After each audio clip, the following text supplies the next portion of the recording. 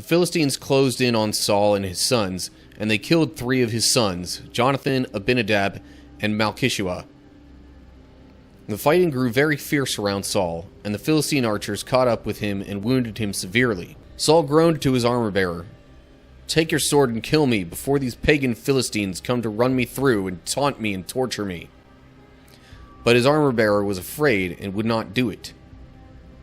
So Saul took his own sword and fell on it. When his armor-bearer realized that Saul was dead, he fell on his own sword and died beside the king. So Saul, his 3 sons, his armor-bearer, and his troops all died together that same day.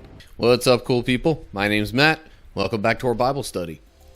Alright, so we're looking at 1 Samuel 31, the last chapter of the book. So, next time we'll be moving on to 2 Samuel.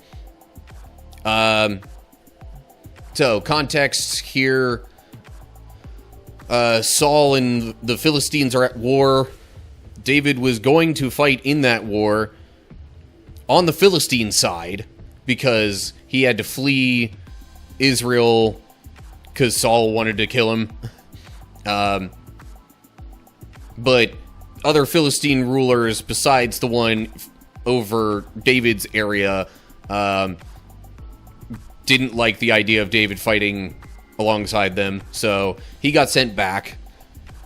Came back home only to find that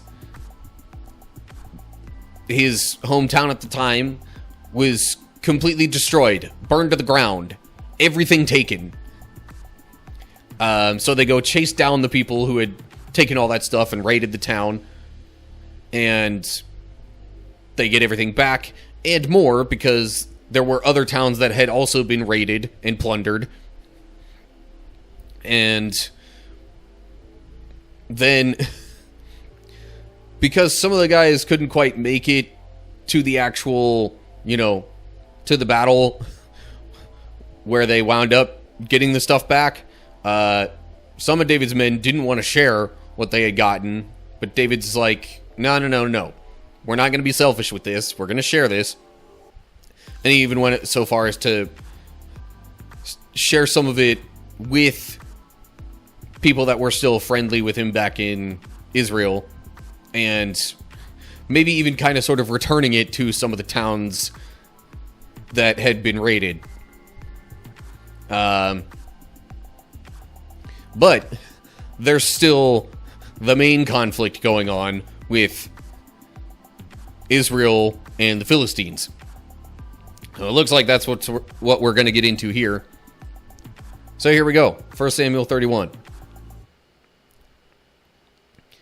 Now the Philistines attacked Israel, and the men of Israel fled before them. Many were slaughtered on the slopes of Mount Gilboa. The Philistines closed in on Saul and his sons, and they killed 3 of his sons, Jonathan, Abinadab, and Malchishua. The fighting grew very fierce around Saul, and the Philistine archers caught up with him and wounded him severely. Okay, so, it was, I guess I should mention, because this is relevant, it was mentioned a couple of chapters ago, that Saul and his sons would die in this battle. But it was kind of unavoidable, because, forces from both sides had already advanced fairly close to each other, ready to fight. But it didn't work out so well for Israel. Israel's troops fled, either because they were outnumbered, or just felt overpowered, or whatever it was. But, yeah, it didn't go well. And it says outright here already that the Philistines killed 3 of his sons. That implies he had more sons that maybe weren't killed right then. But Jonathan, who was probably most familiar and friendly with David, and 2 other sons of Saul's, they both died. And now Saul has been severely wounded.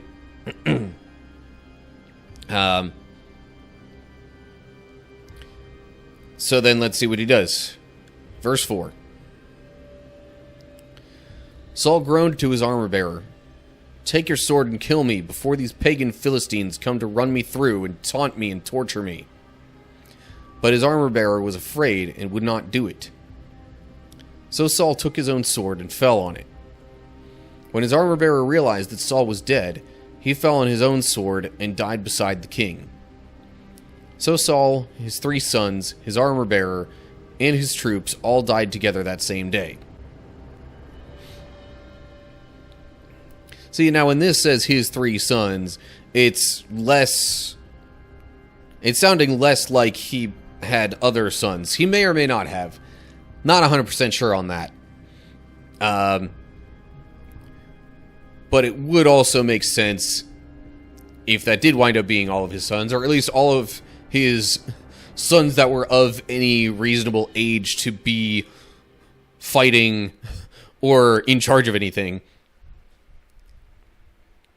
Because we know David has been anointed as the next king of Israel, and unsurprisingly, that anointing, is... the puzzle pieces are getting put in place for David to actually become the next king now.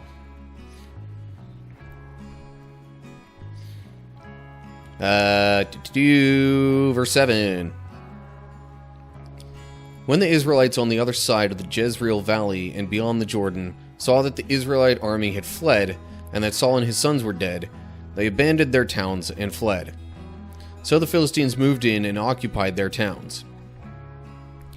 The next day, when the Philistines went out to strip the dead, they found the bodies of Saul and his 3 sons on Mount Gilboa. So they cut off Saul's head and stripped off his armor. Then they proclaimed the good news of Saul's death in their pagan temple into the people throughout the land of Philistia. They placed his armor in the temple of the Ashtoreths, and they fastened his body to the wall of the city of Bethshan. So, this was, I'd say, a fairly common practice back in those times. Whenever you're in a war with a certain kingdom and that king has died, you take their entire body, maybe just their head, something like that. You take a noticeable part of them that would be recognized and kind of parade it around and show it as proof that, hey, this person's dead. The leader of our enemy is dead. And it was kind of a, maybe a bit of a prideful display, but also just like proof that, hey, we did the thing. And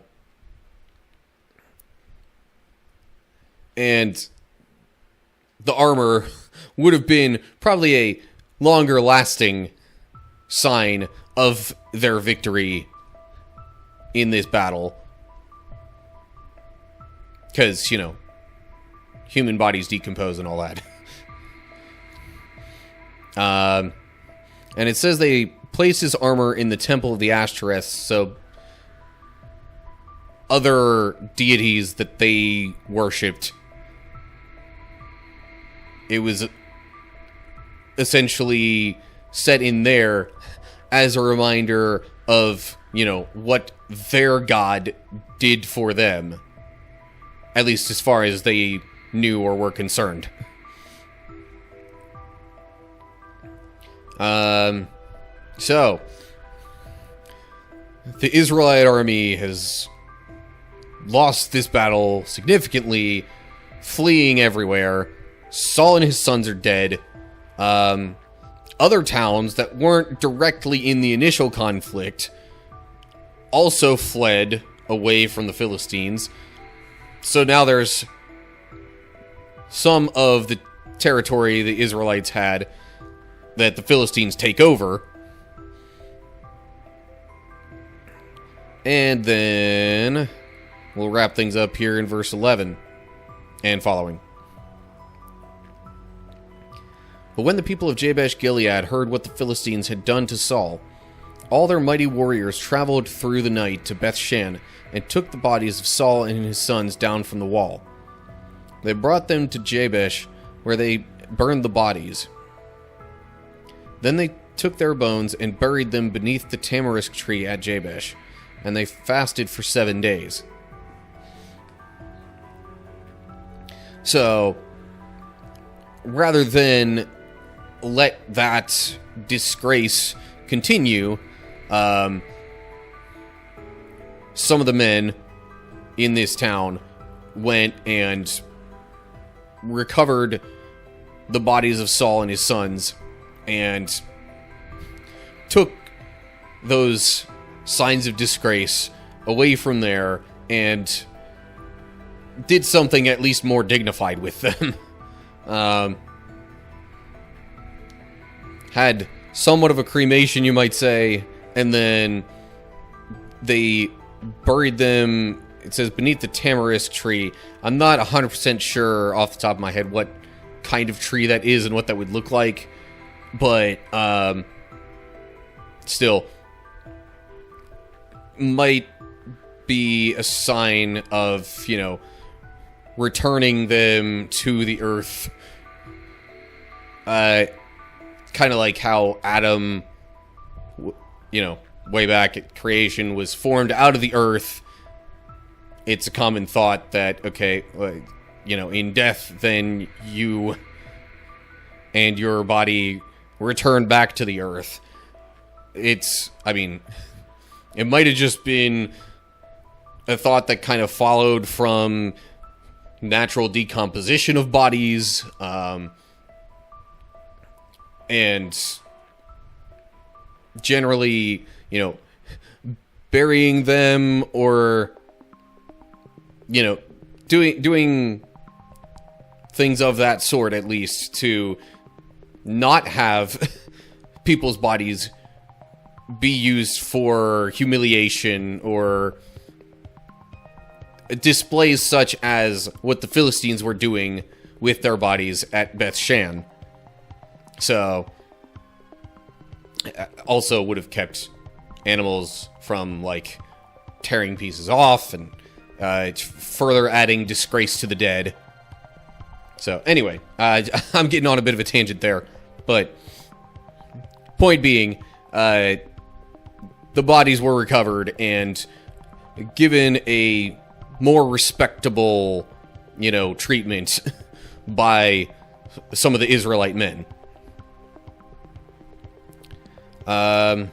So, the word that Saul basically heard from the ghost of Samuel just prior to this battle, unsurprisingly, it came true.